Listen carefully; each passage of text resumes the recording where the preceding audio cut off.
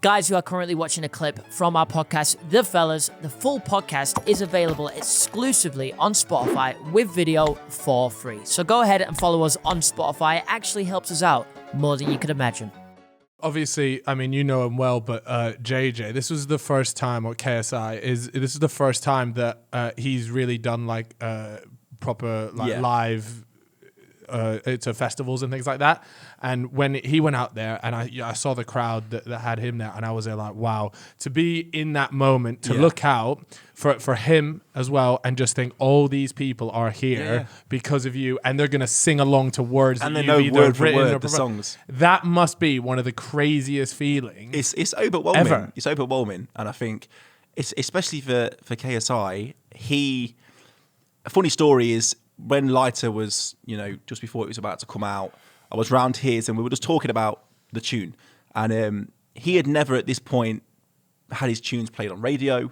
Yeah. He'd never done festivals or anything like that. So I remember him saying to me, I think I was saying to him, we're going to get booked at so many festivals off the back of this. And he just didn't believe me. No, he was really? I was like, bro, trust me. I was like, you'll probably get booked for them now anyway. I said, but with this tune, how confident I am, trust me, it's going to go off. And then obviously since Lighter, with all the other hits he's had, and now to see him on like the main stage of Resident Leeds, I'm thinking, literally 18 months ago, I remember the conversation where, not saying he didn't believe in himself, but he probably didn't think that he would get to a stage that he would be there. But I was like, definitely will. But he didn't actually believe it. So could you see that beforehand? Yeah. You were there like, just... Yeah, I think obviously we all know he's very humble. Yeah. And I don't think he sometimes realises what he achieves. And I think he has now with the music career. But I think when we did Lighter, I think it's fair to say, and I think he'll agree, that the music industry at that point probably didn't accept him. Yeah, because definitely not. With Lighter, it was the first commercial record. The deal for Lighter was done before he'd even dropped Houdini. Yeah. So to a lot of the music industry, he was just a YouTube rapper at that time. So people would say, it was a massive risk, Nathan. I was like, it was a risk because you never know what's going to happen. But I said to my management when we asked JJ, if it sounds right, I don't care of his history, his past, where he comes from. If it sounds right, we'll go for it. Yeah. And then when the verse came back, I was on Call of Duty at the time. Yeah. In lockdown. Man. I literally was. Warzone. Everyone was. Managers text me like, yo, listen to it. I don't want to say anything yet, but just listen to it and give me your true feedback. Okay, all right, one sec. So I paused it, probably died camping somewhere. And I listened to it and I was like, I'm not going to lie, I was expecting to not be too impressed. I thought it was going to be all right. I listened to it and I thought, that was a good verse. And I thought, I need a few more listens. Then I was noticing all the innuendos and all this he was putting in it. And I ran manager like, this is fantastic. And they were like, mate, we all think the same. But obviously we were still a little bit, not scared because we all believed in it. But hesitant. We were like, are we really doing this? And I was like, why not? Like, what's the worst that can happen? I don't care. Like I say, from my experience of being a DJ, I've had that much shit spoke about you and booed off in certain situations that I thought, what's the worst that can happen? Yeah. And obviously it's turned out to be one of the best decisions ever.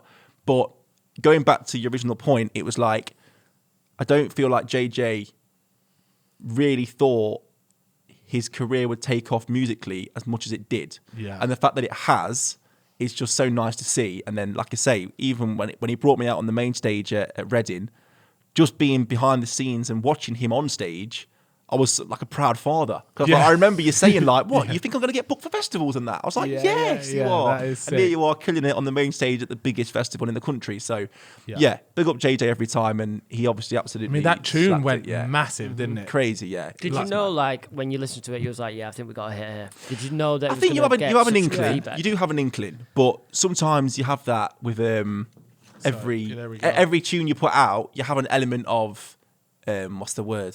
Like... confidence, because you wouldn't put it out if you weren't happy with it. But with music, it's kind of a gift and a curse. You don't know what path it's going to take. Yeah. And I think with JJ, we were saying like, utilize your fan base more with your music, because we seemed that he was putting songs out and wasn't probably promoting it in the way that he should like maximize his fan base. Right. Okay. And we kind of really tapped into that, and I think that was one of the main reasons that it went so well so quick. But I think as soon as I was playing it to friends and family, and you get their reaction where it's like, that's actually good. Yeah. Then you get very confident. But then it was that first day it came out, and everyone was just like anticipating what it was going to sound like. Yeah. And everyone just heard it, and I was getting messages left, right, and centre like, "Yo, this is a tune." It's a banger. And then I kind of knew, all right, we're going to be all right here.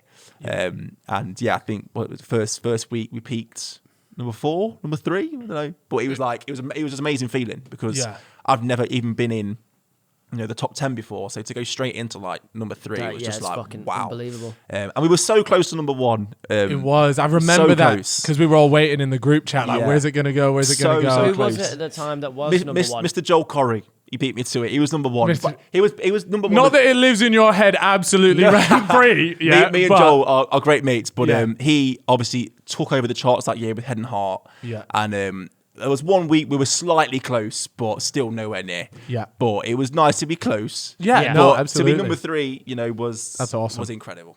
My question to you is: would you say that is your biggest tune in terms of like numbers, or do you have a song that was before? What was your biggest song before that one dropped? So Flowers was before that. That is a banger. Yeah, thank you. That peaked at number 12. But the weird thing is with that tune is it peaked at number 12. But it stayed in the charts for weeks. Yeah. So it was like flirting between number 10 and number 15 for something mad, like 16 weeks. So a little consistent. So it's consistent listenership. We called in the YouTube world, if you have a video that just consistently gets views, it's called a chugger. A chugger. We had a chugger. So you had a chugger. Flowers with a chugger. Yeah. By the way, that song live, when you dropped that one, at Reading. Flowers, yeah. Oh, my life. It's crazy, isn't it? Mate, it was crazy. What a tune. It was crazy. Man. But no, it was Flowers and then Lighter.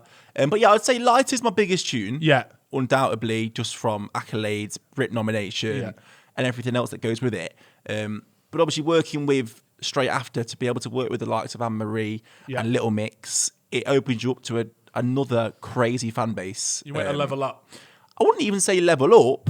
I don't want to put people in levels and stuff. Course, but like it was like, obviously JJ has this massive obsessive fan base. Right. And then you'd say Anne-Marie has the same, but different fans. Okay. And Little Mix have the same, but in a different league. So it was like, you've got 3 massive, huge fan bases. Yeah. But they're not really crossover fan bases. Does that make sense? But they're all different, aren't they? 3 completely different types of people that are all equally as obsessive and like adore their idol. Yeah. So to go from back to back with all them 3, naturally, completely put the spotlight on myself, which, it's completely split. If I'm out, whatever, people will come up and say, "Oh, tune with Little Mix, amazing," or the tune with KSI, or Anne-Marie, amazing, and like it's quite weird because you've got 3 huge fan bases that all love you for working with their artist. Yeah. But they're all different. So that just happened by luck. People say, "Oh, you knew what you were doing there." I was like, we really didn't. Like, it all just fell into place, and it was incredible. But with Lighter, because it was all brand new for me at the time to be that successful in the charts. Every day it was just like you're waking up, you're excited, you're ringing your label. What's the latest? Where are we? Really? What's going on? And then obviously KSI was equally as gassed. So he was like, "Bro, what's going on?" I was like, "I don't know, but we're number 3 today. Like, I hope we stay there by Friday." And it was just an amazing time during a shit time, which was lockdown. Yeah. And that was another thing that I was going to say. When he dropped it, I was there like, "Oh, this tune is massive," but is it going to be hindered by the fact that everyone's in lockdown? Because it is a tune that you play when you're out and about, barbecues, festivals. Like, it's an outdoor song, isn't it? It helped. We can get geeky with it, and the weird thing is, when the weather was sunny, we would have a lot more plays. Yeah. So on Spotify, there's an app called Spotify for Artists. And on this app, you can see real-time plays of how many people are listening, where from, etc., etc. And when it was a really sunny day, you would see the listeners spike up. Yeah. And you're thinking, because people are at barbecues, in the garden, at the park. When it's raining, it's like down. Yeah. So when you're trying to get that peak position in the charts, you're praying for good weather. To get back plays. You wake up, you see the sun's out, you just literally cash think, in I'm checks, getting money today. Yeah, we are feeling good. Literally. So yeah, it's crazy how people react in different ways. But because it's a summer anthem, I get what you're saying. Because there's no nightclubs, no festivals, you're thinking, how's it going to go? But I think the fact that the song was so good, he just cut through every barrier, and it was amazing. There are certain songs that do that, don't they? Yeah. Where it doesn't really matter the situation. Yeah, It was of going to do course. well. But yeah, I think the first time where I thought, wow, this tune is actually going to be massive is, you know, when you hear it and you're like walking around Westfield and like, you walk into a shop and you hear it on the tune. That's when it's certified. When you got it played in Westfield, you've done it. Yeah, you made it. It's for me, like, I walked into JD, I think the week after it was on, and I'd never heard any other tunes in JD, and I was just like, wow. Like, I was thinking, have they played that? Because I've walked in, I turn around and no one's even looking at me. I'm thinking, oh, it's just on. It's just on the playlist. Surely I get free shit. I'm literally stood here. I'll take those pair of boots. Thank you very much. And that gym bag, please. That was one of the moments, for me. And I think hearing it on radio and all that stuff, for me, it was all the first time of it happening. So it was just very weird. But I agree, there's little weird things like that when you hear it in shopping centres or when you get in an Uber and it comes on. I'm like, oh, wow. mate. I do love it when you're like fucking JJ's tunes. All JJ's tunes now just, Yeah. they're on when you get in the radio. And I just asked him, change it now, bro. I see him I'm enough. sick of I don't it. want to actually have to now hear him when I'm in the Uber. Yeah. But that must be a really, again, like another, you mentioned at festivals and things and you see the crowd, but another weird thing, I guess, would just be hearing your song out and about. Yeah, no, it is. And like, when you're on the motorway and you've got Capital on or Radio 1 or Kiss and it's on, I always look at all the cars around me and think, who's listening to this right now? Because like, you don't know that I'm driving next to you. Yeah. You know what I mean?